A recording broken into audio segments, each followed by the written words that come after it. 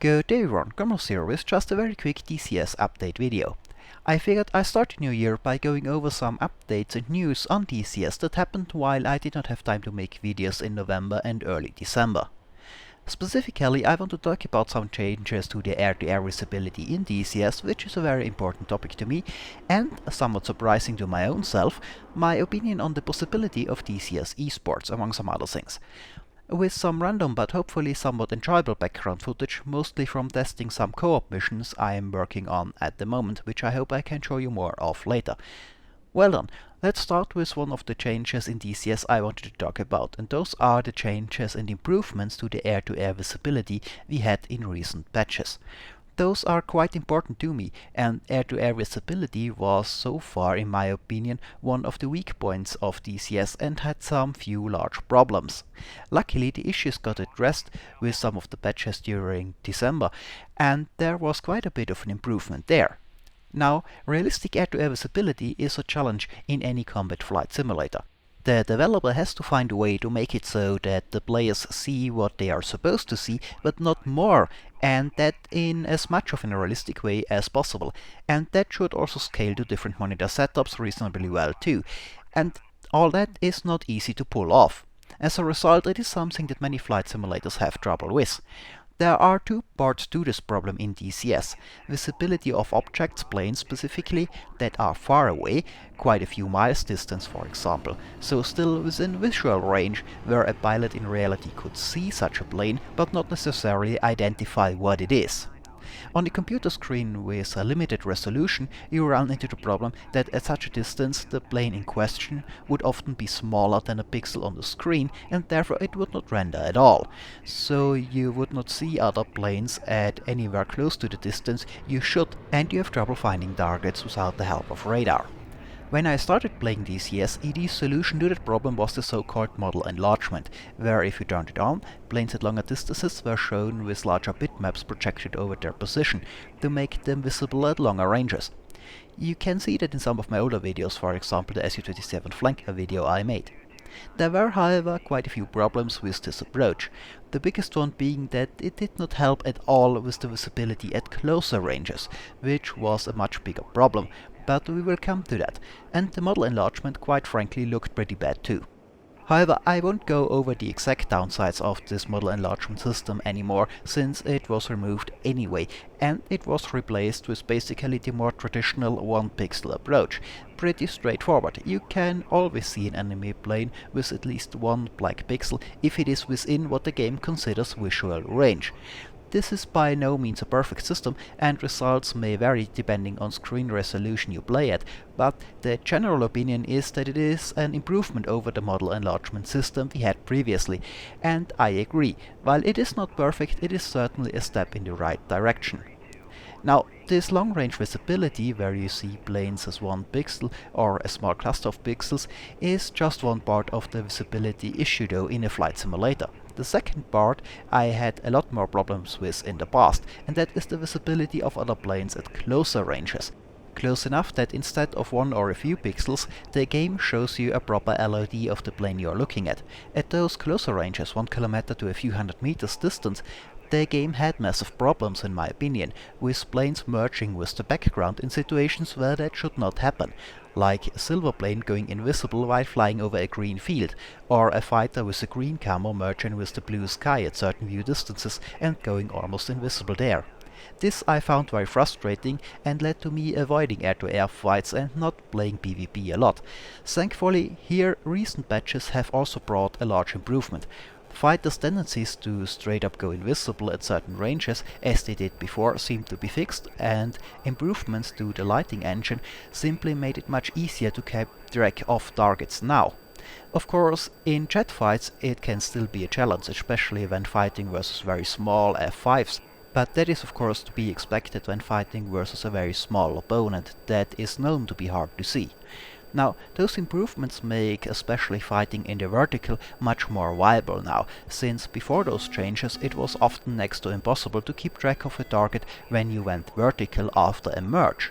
Now, however, with the visibility at closer ranges improved, this is perfectly possible and makes it, in my opinion, a lot easier and viable to fly certain planes the way they were meant to be flown, in the vertical.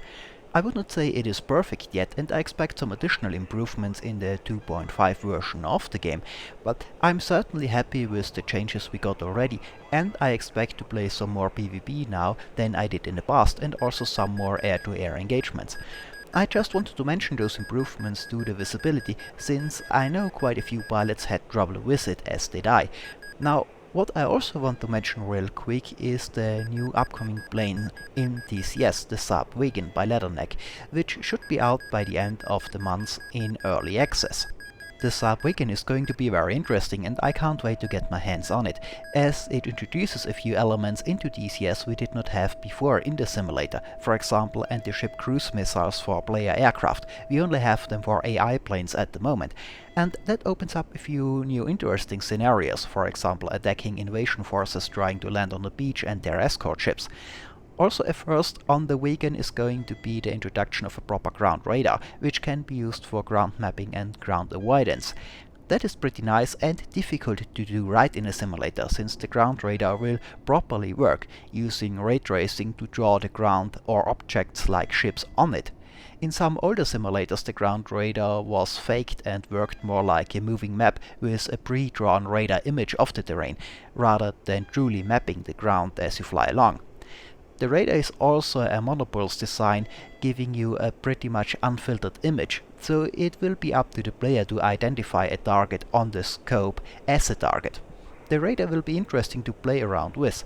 Also, the Viggen is the first fighter in DCS that can taxi backwards thanks to its thrust reverse. That is going to be quite interesting, and I am of course in general fascinated by fighters from this time period. However, one of the big reasons I bring the Viggen up is Leatherneck posted a few videos and pictures of the Viggen, and on top of that, Leatherneck last month participated in the last F5 vs MiG-21 grudge match in the Viggen, showing the fighter live for the first time. Now, this was the third of those matches, which were created by Hook and are live streamed and commented by him. I put a link to the VOD of the stream in the description, so you can take a look yourself if you haven't seen it yet. Now, I have to admit, this third round of the grudge match series with the Viggen in it was the first round that I saw live of it. I didn't know they were being streamed before, and I showed up primarily for the Viggen for this first one, and I did not know what to expect from the stream or the match itself. So I was very surprised when I saw that the broadcast of the match was very esports-like and very entertaining to watch, with Hook doing a great job commenting on the action, and the two teams, one being the MiG-21 team and the other being the F5 Tigers and the new AGS-37 Viggen, fighting it out and trying to get the upper hand in destroying naval and ground targets. Now, I have to say right here, I don't know if the pilots themselves see those matches as esport. I just used the term for the lack of a better one. But as I said, the commented match did remind me a lot of esport broadcasts, say in StarCraft or Counter-Strike, but with a significantly higher percentage of accurately simulated jet fighters, which is a pretty good thing. I always wondered how such a esports-like broadcast might work with a simulator like DCS, since I watched quite a bit of commented esport matches in the past, and I still do on occasions, of games like StarCraft 2 for example, and I am of course into simulations, so I wondered if you could do something like that, have someone comment a match with a simulation as well, if you could do such a commented match and if it would be fun to watch. Well, now I do know, and the conclusion is, at least for me, it works way better than I would have thought. Even though I originally just came to watch the Viggen, it turned out that the whole match was very entertaining to watch. With the F10 map it was easy to keep track of what is going on, and it was well commentated. And most importantly, it is just cool to see some top-level pilots go at each other in DCS, see wingmen covering each other, and of course a four-ship of Viggens flying in a tight formation, low-level, sneaking past their position to attack ships with cruise missiles. It is all very fun to watch in my opinion, so I thought I'd talk a little bit about the potential of such events, and would also like to hear your guys' opinion on it, and if you would watch such a commented match in DCS or another simulator. So if you want to take a look at the stream SWAT, if you haven't seen it yet, and let me know what you think about something like this. And as I've said, I actually think that such a broadcasted match in a simulation like DCS has quite a bit of potential.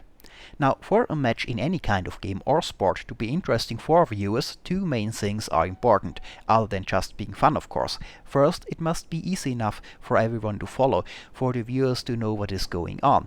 And on the other hand, there needs to be skill involved, so that there is a challenge for the players.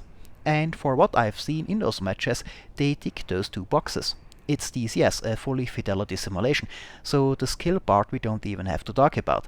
But also with the help of the F10 map and the commentator, it is also easy enough to follow the action and know what is going on, even for viewers that don't have flight sim experience in my opinion, and that part did surprise me a bit. I expected that if you do such a commented match on a simulation like DCS, it would be difficult for viewers that don't have experience with the simulation to follow what is going on. That would of course limit potential viewers to only DCS players. However, after having watched the matches, I think it's actually easier to follow the basics of what is going on in those grudge matches for a viewer unfamiliar with DCS than it would be for a person watching a StarCraft match for the first time without knowledge of that game. So that might be an interesting way to get more people interested in the simulation. Now, the different fighters and planes in a simulation like DCS are of course not quote-unquote balanced. That is simply not what a simulation is about, and I always have to cringe when some people on the forum try to talk about balance in a simulation like DCS. However, we do have a very powerful editor, so should you require some balance for a match like this, you can design a simple scenario that balances planes of uneven combat performance, for example by giving different distances towards targets, or more or less difficult ground targets to destroy for the teams.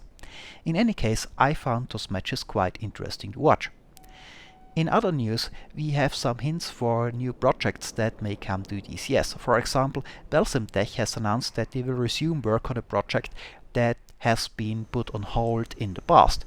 Now, while that could mean a number of things, the most likely two options are the Mi-24 Hind and the AH-1 Cobra, as Belsimtech has worked on them in the past, but put the work on hold since multicrew was not ready at the time, and it was determined that a dual-seat attack helicopter would simply not be that fun with only one person in it.